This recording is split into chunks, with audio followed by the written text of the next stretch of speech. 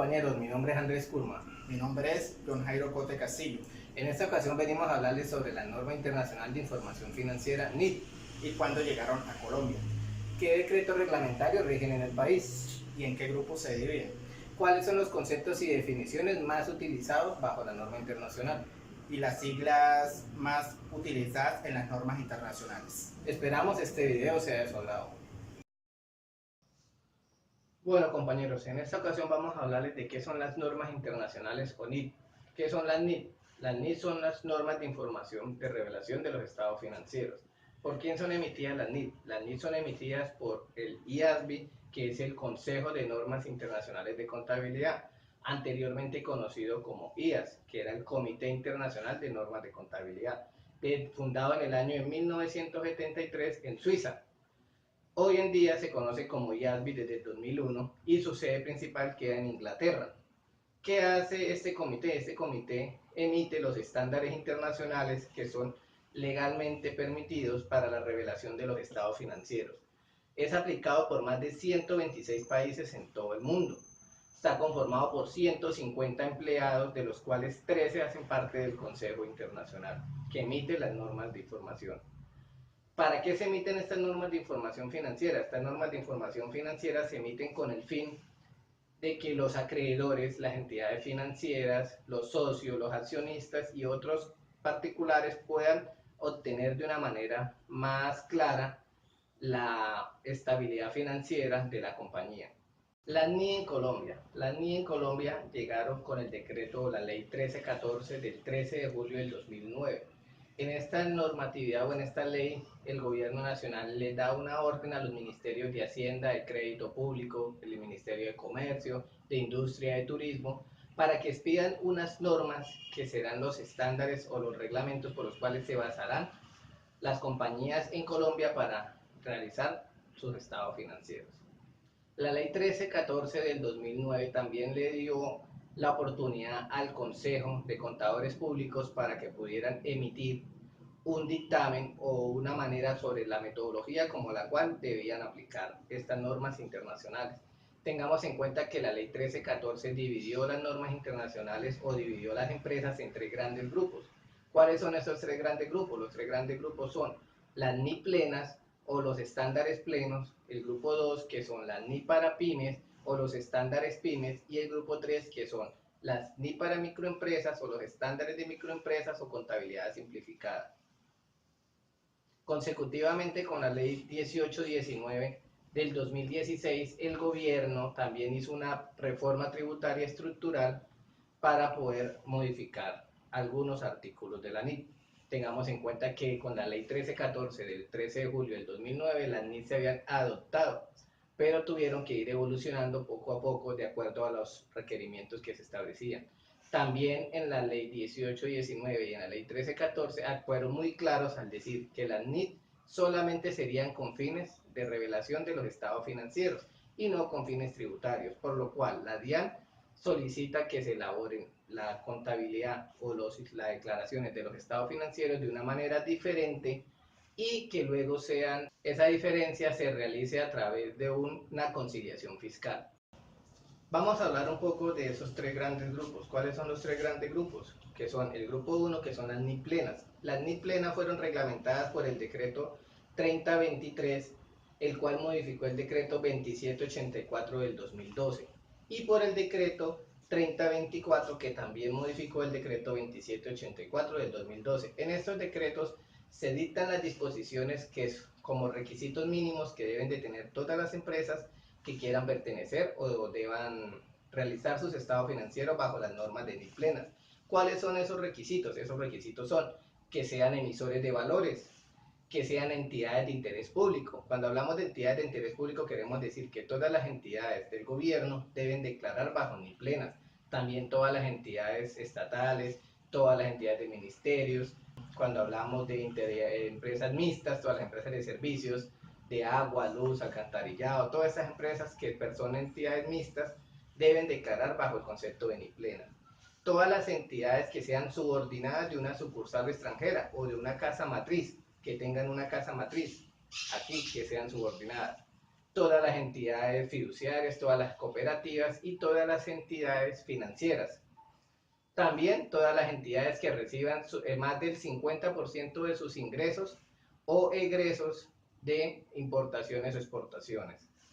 Todas las entidades que tengan más de 200 trabajadores también deben declarar bajo NIT plenas. Las entidades que tengan más de 30.000 salarios mínimos mensuales legales vigentes o que tengan como dijimos, una planta superior a 200 empleados y menor de 500 empleados. Ahora hablemos un poco de quienes pertenecen al grupo 2 o NIT para pymes. Las NIT para pymes están regidas bajo el decreto 3022, el cual modificó la ley 1314 sobre el marco técnico normativo de las preparadores de información que lo conforman el grupo número 2. En esta se dictaron los requisitos mínimos para pertenecer al grupo 2. Todas las entidades que pertenecen al grupo 2 también pueden aplicar las NIT plenas si así lo desean, conservando el calendario de NIT pymes. ¿Cuáles son los requisitos mínimos para pertenecer a este grupo? Son no cotizar en bolsa de valores, no captar ni colocar dineros masivamente de interés público o no ser entidades de interés público. En este caso decimos que no sean entidades financieras, ni cooperativas, ni que sean entidades mixtas o gubernamentales. No ser subordinadas de una sucursal extranjera, no ser subordinadas de una compañía nacional que deba declarar bajo concepto de NIT plenas. Tener menos de 200 trabajadores, tener ingresos inferiores a 30.000 salarios mínimos mensuales legales vigentes, no ser matriz, no ser una casa matriz o no ser una asociada o un negocio conjunto de una entidad que deba declarar bajo NIT plenas, no realizar importaciones o exportaciones o si las realizan que sus ingresos o sus gastos sean inferiores al 50% de sus utilidades, tener menos de 200 empleados y tener activos totales inferiores a 30.000 salarios mínimos legales mensuales vigentes. Cualquiera de estas dos condiciones, si ellos las cumplen, de igual manera, si no cumplen con los otros requisitos que estipula el artículo primero del decreto 2784 del 2012, pueden continuar elaborando sus estados financieros bajo NIT para pymes. ¿Quiénes pertenecen al grupo 3? Al grupo 3 de las NIT o NIT para microempresas, o también llamado contabilidad simplificada, o también llamado NIT simples. Este grupo está reglamentado bajo el decreto 3019 que estipula la normatividad o los requisitos mínimos para que puedan pertenecer a este grupo. Las NIT para microempresas también son aquellas entidades que cumplen con la totalidad de estos requisitos. Por ejemplo, contar con una planta de personal independientemente de la naturaleza jurídica de su contrato. Cuando hablamos de la naturaleza jurídica de su contrato, puede ser contrato por prestación de servicios, puede ser contratos por obra o labor, contratos a términos fijos, contratos indefinidos, cualquier tipo de contrato o vínculo laboral que tenga una persona natural o jurídica con la entidad. Ese tipo de contratos deben de ser menor a 10 trabajadores. Si son mayor a 10 trabajadores, ya se obligan a tener o realizar sus estados financieros bajo el grupo número 2. De igual manera, el cálculo de estos números de trabajadores y de los activos totales de la compañía se harán con base en el promedio de los 12 meses del año inmediatamente anterior a la realización o elaboración de los estados financieros. Tampoco pueden tener o poseer activos, excluida la vivienda, superiores a 500 salarios mínimos legales mensuales vigentes y deben de tener ingresos brutos anuales inferiores a 6.000 salarios mínimos mensuales legales vigentes. Tengamos en cuenta que las entidades que se clasifican en el grupo número 3 o denominadas microempresas pueden también aplicar la NIT para pymes, si así lo desean, pero deben de cumplir unos requisitos. Estos requisitos son: deberán cumplir con todas las obligaciones de la NIT de pymes, se deben de basar por el calendario que está estipulado para las NIT pymes.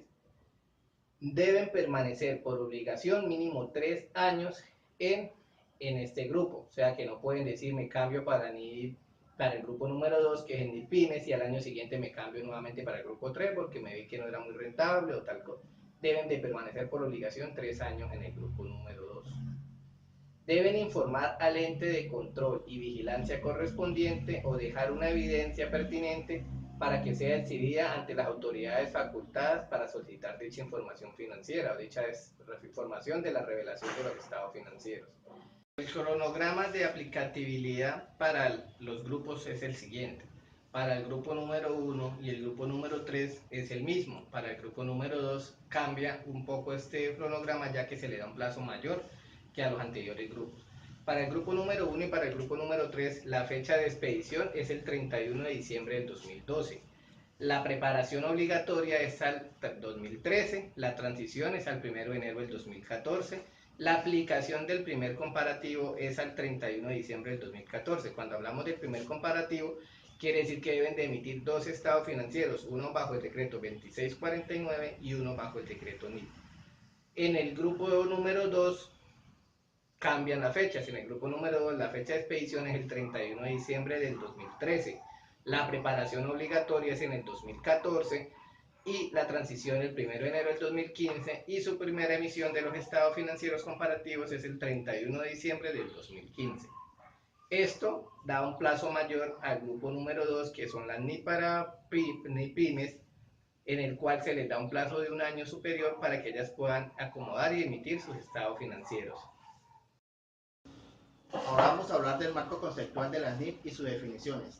Estas son algunas ideas básicas de lo que es, para qué se hizo el marco conceptual de las NIF. Algunos pasos que nos dan son los siguientes. Es una guía para interpretar las normas. Si hay algún conflicto o contradicción entre las normas y el marco conceptual, prima lo que diga la norma. Ayuda a saber cuándo y cómo reconocer los hechos económicos. Ayuda a preparar los estados financieros. Ayuda al auditor a validar sus estados financieros. Ayuda a interpretar los estados financieros por parte de los usuarios, como por ejemplo socios, empleados, auditores, clientes, inversionistas. También nos da la característica cualitativa y otra parte más que define las partes y componentes de los estados financieros. Vamos a hablar de las definiciones del glosario básico. El glosario básico es un glosario que ha sido extraído de las normas internacionales de información financiera emitidas por el IASB al 31 de diciembre de 2012. Algunos conceptos más básicos que se utilizan es el activo, que es un recurso controlado por las entidades como resultado de sucesos pasados, y como activos biológicos, activos contingentes, el activo corriente, que es una entidad que clasificará un activo como corriente cuando se espera realizar el activo o tiene intención de venderlo o consumirlo en un ciclo normal de operación. Mantiene el activo principal con el fin de negociación, y los activos o equivalentes al efectivos.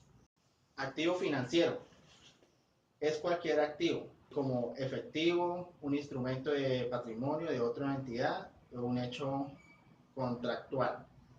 Tenemos activos intangibles, un activo identificable de carácter no monetario y sin sustancia física, amortización o despreciación, distribución sistemática de importes despreciable de un activo a lo largo de su vida útil. También tenemos arrendamientos, arrendamientos financieros, arrendamientos operativos. Los arrendamientos es un acuerdo en el que el arrendador conviene con el arrendatario en percibir una suma única de dinero o una serie de pagos o cuotas por cederle el derecho a usar un activo durante un periodo determinado. Cambio en una estimación contable. Los costos amortizado, costo atribuido, costo de venta, diferencia de cambio, efectivo. Los costos. Costo es el importe de efectivo o equivalente al efectivo pagados o bienes al valor de razonable de la contraprestación entregada para comprar un activo en el momento de su adquisición o construcción. Estados financieros consolidados, estados financieros separados, fecha de medición, importe despreciable, importe en libros, instrumentos financieros e inventarios. Los instrumentos financieros es cualquier contrato que da lugar a un activo financiero en una entidad y a un pasivo financiero o un instrumento de patrimonio en otra entidad. Medición. Proceso de determinación de los importes monetarios porque se reconocen y llevan contablemente los elementos de los estados financieros. Pasivo contingente. Es una obligación posible sugerida a raíz y es una obligación presente surgida a raíz. Las pérdidas por deterioro. Cantidad en que importa en libros de un activo excede a su importe recuperable. Por ejemplo, tenemos cuando nos deben esos dineros que no podemos recuperar, nos aplica para este concepto. Plusvalía. Un activo que representa los beneficios económicos a futuro. Políticas contables son los principios específicos básicos de convencionalismo, reglas y procedimientos adoptados por una entidad. Valor neto realizable es el precio estimado de venta de un activo en el curso normal de la operación menos los costos estimados para terminar su producción y los necesarios para llevar a cabo la venta. Valor razonable es el importe de efectivo y otras partidas equivalentes al efectivo. Vida económica es el periodo durante el cual se espera que un activo sea utilizable económicamente. Y vida útil es el periodo durante el cual se espera utilizar el activo por parte de las entidades o el número de las unidades de producción. Glosario. Algunos términos o algún glosario que debemos tener en cuenta en las normas internacionales son el CNIIF, que es Comité de Interpretación de las Normas Internacionales de Información Financiera, que es el IAS. El IAS es Junta de Normas Internacionales de Contabilidad, que es el mismo IASB, y el IAS, que es el Comité de Normas Internacionales de Contabilidad. El IAS y AS son las normas internacionales de contabilidad. El GAT son los principios de contabilidad generalmente aceptados. Y el COLGAT son los principios de contabilidad generalmente aceptados en Colombia. También tenemos el IFAD, que es la Federación Internacional de Contadores, creada en el año de 1977 en Alemania. El IFRIC, Comité de Interpretación de las Normas Internacionales de Información Financiera. Tenemos el IFRS, que son las mismas siglas en inglés de la NIC, que es Norma Internacional de Información Financiera. Tenemos la NIC, que es NIC, que son las Normas Internacionales de Contabilidad. Y tenemos el SIC, que es Comité de Interpretaciones. Esperemos que este video haya sido de gran entendimiento. Bueno, compañeros, hasta la próxima.